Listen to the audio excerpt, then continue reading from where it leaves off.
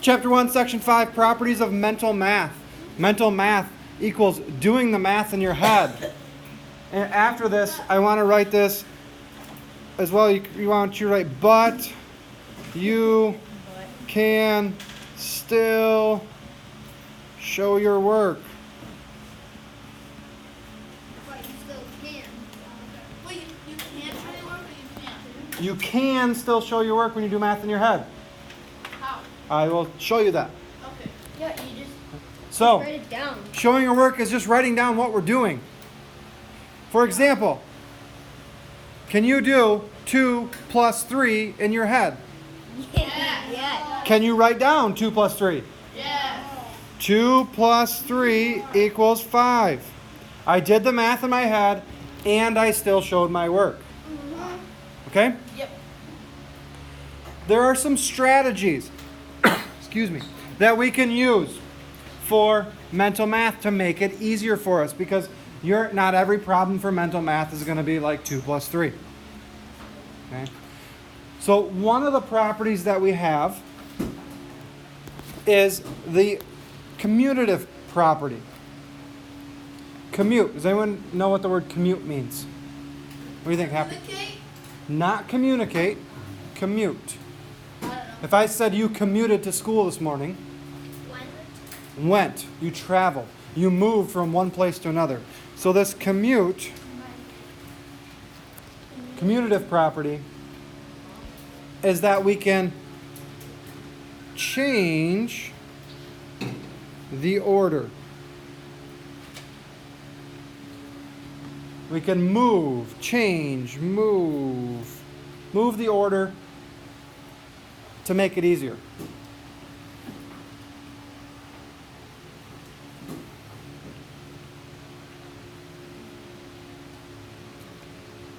So we can move or change the order to make the problem easier. There are certain rules we have to follow though. Okay? You can only move certain types of operations around. In our commutative property, we can move addition or multiplication. Those are the two things you can move. So it's only for addition and multiplication. Let's do a couple examples. Let's go an easy one here. 2 plus 3 equals 5. Do you agree? Can I change the order of that? Yeah. Can I say 3 plus 2 and I still get 5? Yeah. It works with addition.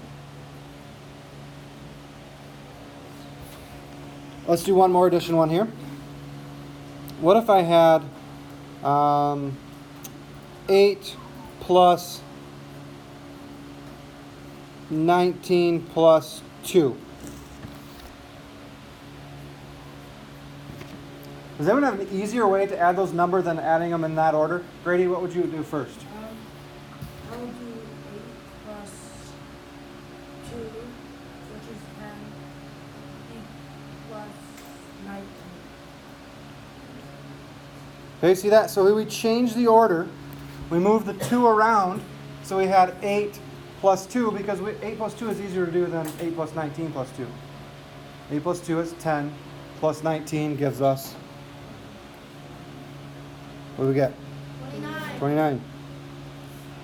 Okay, so commutative property. It helps us make problems easier so we can add them easier in our head. Multiplication it works for as well. Let's do this one. 15 times 2 gives you what? 30. And 2 times 15 also gives you 30. So what if I had this problem? 15 times 3 times 2. What might make that easier? Mason? 2 times 15 and then Yeah, if we did 2 times 15 times 3. And maybe it was just easy enough for you to leave it 15 times 3 times 2. But for this one, it would have been 30 times 3, which gives us 90. So the question was, does this mess up our order of operations? Well, in this case, we only have been using addition on one and multiplication on another. Okay? So no, it doesn't mess up order of operation because we have all the same operation. Okay, and we're moving it around. So, could you just make that, so instead of the addition one, say 8 plus 2, don't you do equals 10 plus 19? Yep, and I did that. If you notice, I did that right here. I did the 8 plus 2 right here, and I made it 10, and then plus 19. So this is like my equals is underneath. So I'd solved it vertically. Okay, that's how we're going to solve math problems now. So 10 plus 19 is then 29. Same with my 2 times 15 became 30 times 3 becomes 90. So that's commutative property. We can move things around.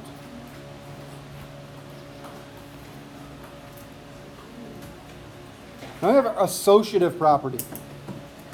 Associative. Associative property. It stays in one place? Things are going to stay probably, but not always. Commutative. We could actually use some of these properties together. So if we're moving things as commutative, associative, if you associate things together. You heard if somebody said those things are associated together? They work together? They work together or they're grouped together. So this is, in other words, grouping. And in math, we group things with, how do we group things together? We use these, what are those things called? Those brackets around the outside, they're called parentheses. Okay, we use parentheses. So that's how we can group things together. Parentheses. So again, this is only adding or multiplying. We can only group adding and multiplying together. And it can be changing the grouping.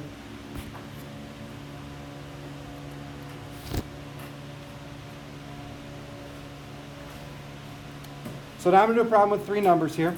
Just an addition one to start. We'll do 17 plus 2 plus 9.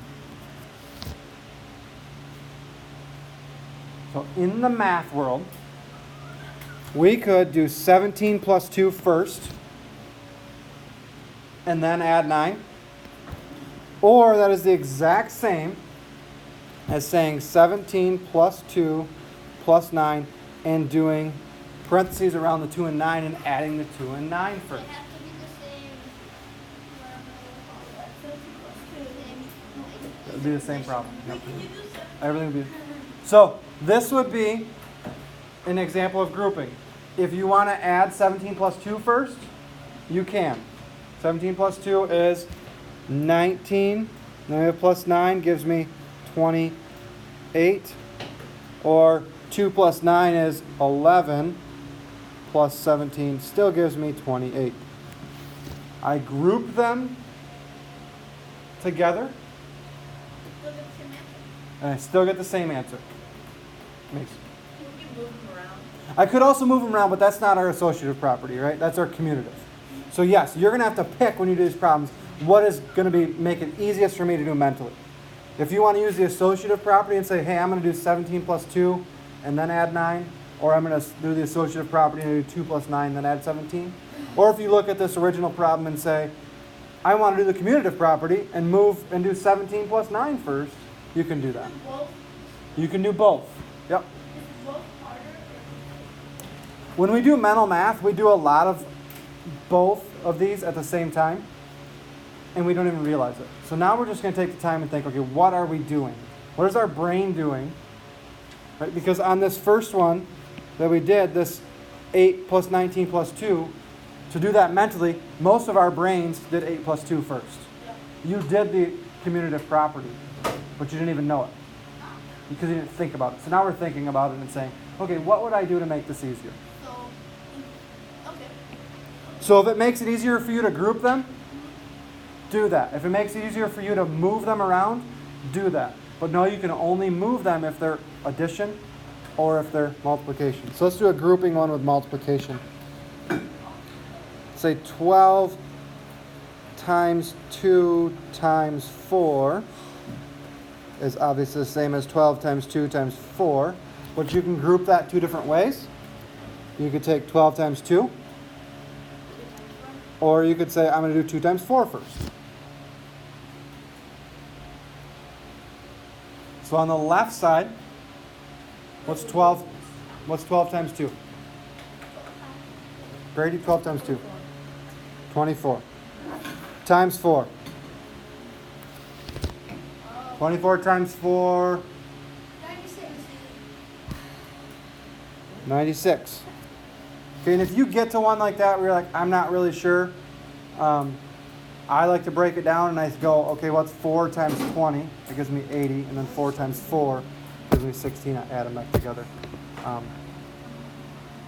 You can always check your answer afterwards with the calculator. It's always good to check your answer. What's 2 times 4? Let's do the right side. 2 times 4. Grady? 8. 8. 8 times 12. 8 times 10 is 80. 8 times 2 is 16. So 80 plus 16 gives me 96. Okay. And again, you might have to write this down to do the actual math. You might have to say 12 times 8 gives me 16. 8 times 1 is 8 plus 1 is 9, 96. Okay. I'd still consider this having to write that down as doing mental math. Okay. Okay. Okay. That's me All right. So now we're going to talk about this distributive property. Who knows what the word distribute means, or has an idea maybe what it means? Mason? To put things in. Okay, to put things in. To take out and spread it. Okay. So distribute means, so if I'm going to distribute papers to you, I'm going to pass them out to you. If I'm going to distribute money to you, I'm going to pass it out to you. Okay? It's to split apart or pass out or hand out differently than it was. Okay? So for this one, we'll just call it to pass out, or not like actually pass out and fall over, but like pass out or It is distributive property. yeah, we'll just leave it at that for now. We'll just leave it at pass out for now. And then I'll explain what I mean by that. Okay?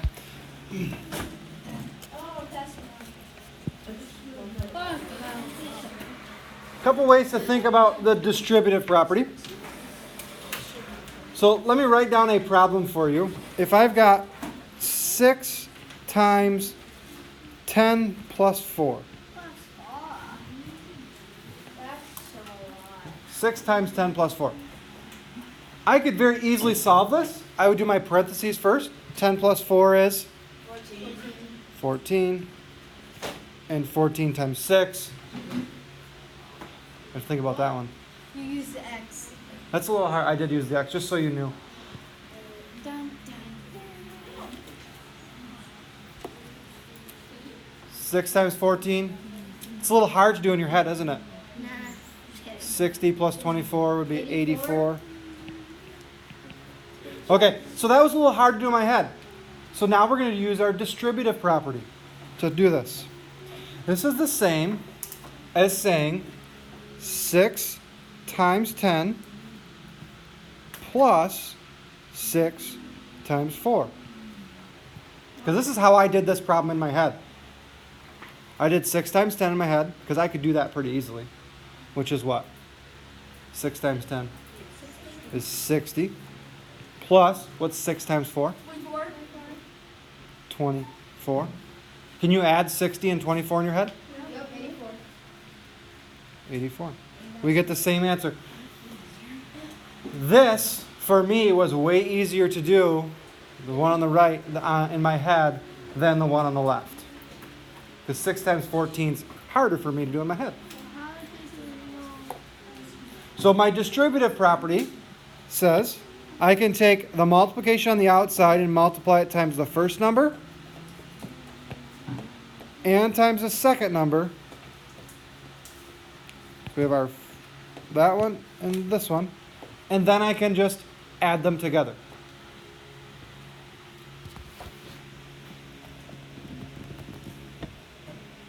What if? So when you are multiplying something by a addition problem, Yeah, what's the parentheses wrong. what if the multiplication was last and the addition was first? They switched. like you had addition on the outside, I'm confused. Like, you know, the rest. Multiplying bigger numbers by breaking them apart. So let me give you an example here. Let's do the number 8 times 74. Can anyone do that in their head without writing anything down? That'd be kind of hard, wouldn't it? So I'm going to kind of use my distributive property backwards. I'm going to use my distributive property backwards, and I'm still going to say 8 times, but instead of 74, what could I change 74 into? Like as an addition problem. Addition? Yeah, let's make an addition problem to something that equals 74. 70 plus 4. Right, this is the same. 70 plus 4 is the same as 74, right? So I'm still multiplying the correct thing. So that becomes 8 times 70 plus 8 times 4.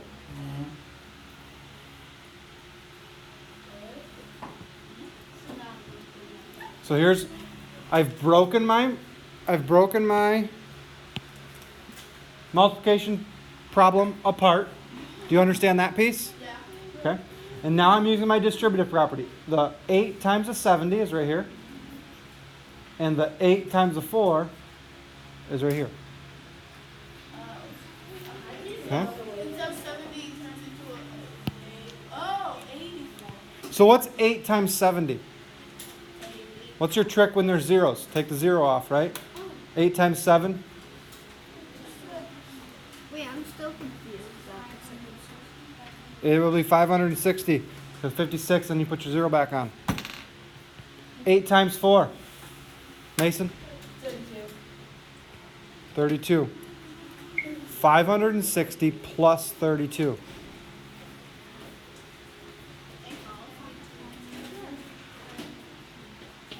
Jason? 592.